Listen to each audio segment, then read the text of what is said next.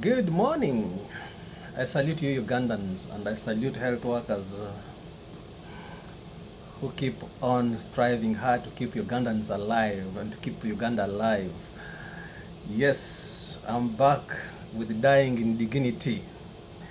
You know, disease has a process. We have a disease process in medicine, what we call disease, the 4 Ds: disease, disability, destitution, and death. Uh, I think you all know what disease is, whatever disease you might have, you know the disability, the disease, whatever it causes. I won't talk about the situation. I can authoritatively tell you that Honorable Jacob Oulanyah, the Speaker of Uganda Parliament, did not prepare and he decided to become a destitute. He's in destitution. You know, when you're in destitution level, you do everything. You try to run here, you try to look for excuses. Now you have Noop is blamed. The actually MPs have come in. Some people are saying he's poisoned. That is failing to handle the disease process well. Prominent citizens of Uganda formed a group last week. That group is called Senior Citizens in the Fight Against Cancer and Diabetes. One of them is Justice Wako Wambuzi, the former Attorney General. He says, I have joined this group because cancer killed my wife and I have a family member who has diabetes. Watafire is also part of the Senior Citizens Against Cancer and Diabetes. Dr. Semfuma, professor, a herbalist, is the one the rest of the team is standing behind, because Dr. Elioda Tumwesije said, and I quote him, I have joined Senior Citizens Against Cancer and Diabetes because cancer killed my wife. I myself have cancer, and I was a member of the 8th Parliament. I saw how Parliament drags on health. And then the other one was, there is no medicine. That's what Dr. Elioda said. Wako Wambuzi said, I joined because cancer killed my dear wife. Now, these are senior citizens preparing for decent death, having realized we are doing nothing.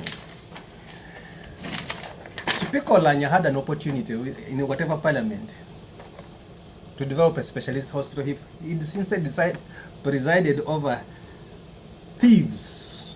This hospital should have been completed in 2021 in June. The hospital is still at foundation level. It hurts me so much to find Dr. Baryomunsi, you're a doctor. I am here trying to defend Oulanyah.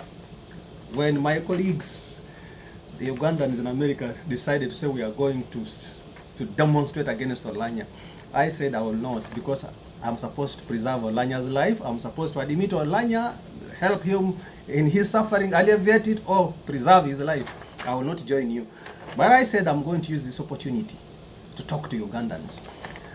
When Judith Babiria came here, Ugandans again demonstrated. I told them I will not join you because my profession doesn't allow me to do that.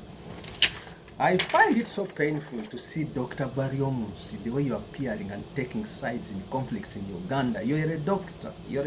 Stand with the medics and sort out the Ugandan problem. Now look at how Oulanyah is thrown into destitution.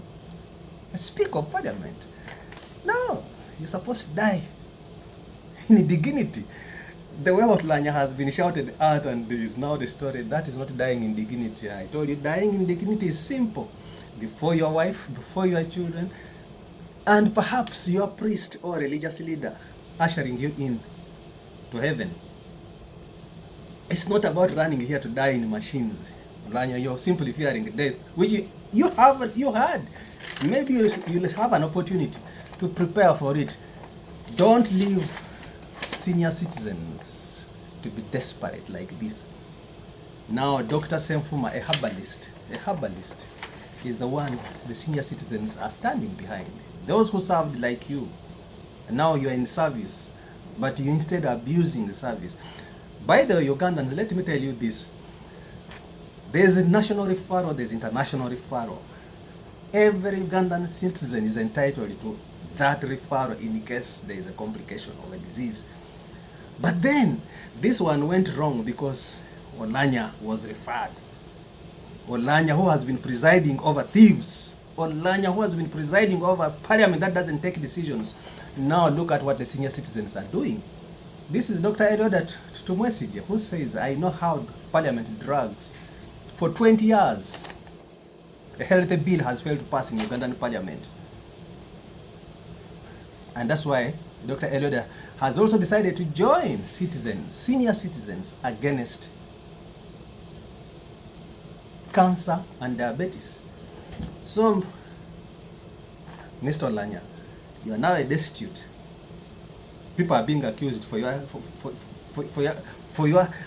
you know, by now perhaps you should have written a will. Your children should have started a will. You know, right? That's what we call dying. You prepare for death. How do you prepare somebody for death? This is medicine. This is what we study. Preparing for death. All of us are going to die. And you end up running up and down and then causing now chaos. Noop is blamed. The Acholis are thinking the other way. Maybe Museveni has poisoned you, the Muhoozi project. You know, all this, that is the situation that comes if you have not prepared for death. Lubowa Specialized Hospital was supposed to answer this question that you are seeing. But you have left the citizens to struggle on their own. Now we have senior citizens having hope being given to them by Professor Herbalist Semfuma.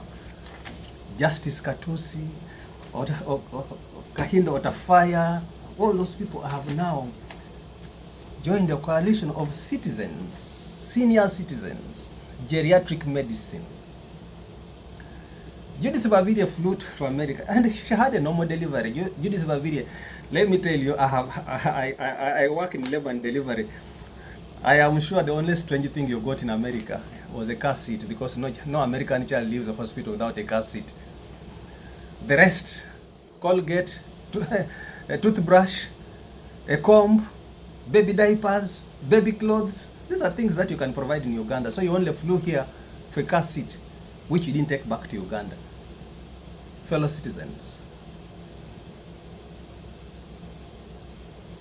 I stand with the Ugandans. I stand with the Ugandans to save life, to save ourselves, to stop this destitution, to stop the embarrassment.